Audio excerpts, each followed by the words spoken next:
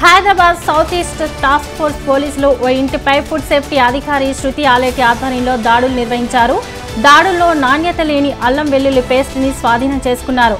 దీంతో పాటు అల్లానికి బదులు ఎక్కువ కాలం నిల్వ ఉండేందుకు ఎసిటిక్ యాసిడ్స్ మిక్స్ చేసి కల్తీ పేస్ట్ తయారు చేస్తున్నట్లు గుర్తించారు.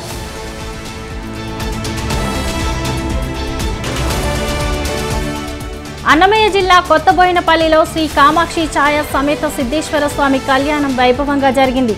సిద్ధలయ్య కొండపై వెలిసిన సిద్ధేశ్వర స్వామిని భక్తులు పెద్ద ఎత్తున వచ్చి దర్శించుకున్నారు. స్వయంభువుగా వెలిసి భక్తుల కోరికలు తీర్చాలని కపిలముని తపస్సు చేసినట్లు చెప్తారు. దీంతో సిద్ధేశ్వర స్వామిగా వెలిసినట్లు పురాణాలు చెప్పాయి.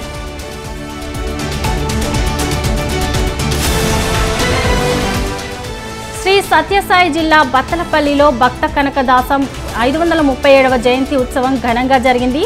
స్థానిక ఎస్కేజీఎం ట్రేడర్స్ నుంచి బత్తలపల్లి కూడలి వరకు కరువులు బైక్ ర్యాలీ నిర్వహించారు. కనకదాస చిత్రపటానికి పూలమాలలు వేసి నివాళులర్పించారు. అనంతరం జిల్లాలో జరిగే భక్త కనకదాస జయంతి వేడుకకు ర్యాలీగా తరలివెళ్లారు.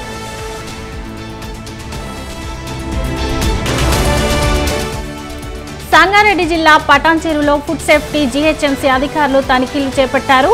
వీధి పక్కన ఉన్న పానీపూరి, ఫాస్ట్ ఫుడ్ సెంటర్లు, స్వీట్ షాపుల్లో వారు తనిఖీలు చేశారు.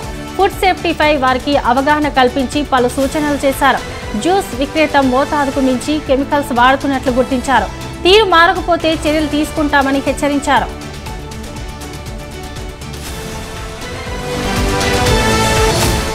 మియాపూర్లో ఐశ్వర్య మిస్సింగ్ మర్డర్ కేసు ఛేదించినట్లు సీఐ క్రాంతి కుమార్ తెలిపారు.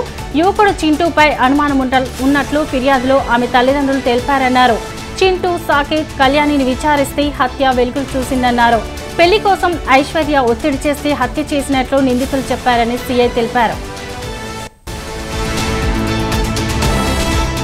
రంగారెడ్డి జిల్లా ఆమనగల్లు మండలం చింతలపల్లి గ్రామ సమీపంలో గుర్తు తెలియని వాహనం ఢీకొని 2 వ్యక్తులు దుర్మరణం పాలయ్యారు. చెన్నకేశవ కాలనీకి చెందిన వరికుప్పల యాదగిరి, మర్ల యాదయ్య బంధువుల శుభకార్యం వేడుకకు హాజరు కావడానికి ద్విచక్ర వాహనంపై వెళ్తుండగా చింతలపల్లి సమీపంలో గుర్తు తెలియని వాహనం ఢీకొట్టింది. దాంతో బైక్ పై ఉన్న 2 అక్కడికక్కడే మృతి చెందారు. విషయం తెలుసుకున్న పోలీసులు ఘటనా స్థలానికి చేరుకుని కేసు నమోదు చేసి మృతదేహాలను పోస్టుమార్టం నిమిత్తం కల్వకుర్తి ప్రభుత్వ ఆసుపత్రికి తరలించి కేసు దర్యాప్తు చేస్తున్నామని ఆమనగల్లు ఎస్ఐ వెంకటేష్ తెలిపారు. నంద్యాల జిల్లా ప్యాపిలి మండలం చంద్రపల్లిలో దారుణం జరిగింది. మైనింగ్ వ్యాపారి లక్ష్మీనారాయణ గనిలో ఓ కార్మికుడు మృతి చెందాడు. గనిలో రాళ్లు బలంగా తలకు తగలడంతో కార్మికుడు అక్కడికక్కడే మృతి చెందాడు.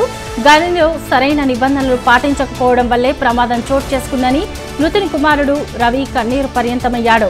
గతంలో కూడా మైనింగ్ నిబంధనలు పాటించకపోవడం వల్లే ఇదే గనిలో 3 కార్మికులు మృతి చెందారు.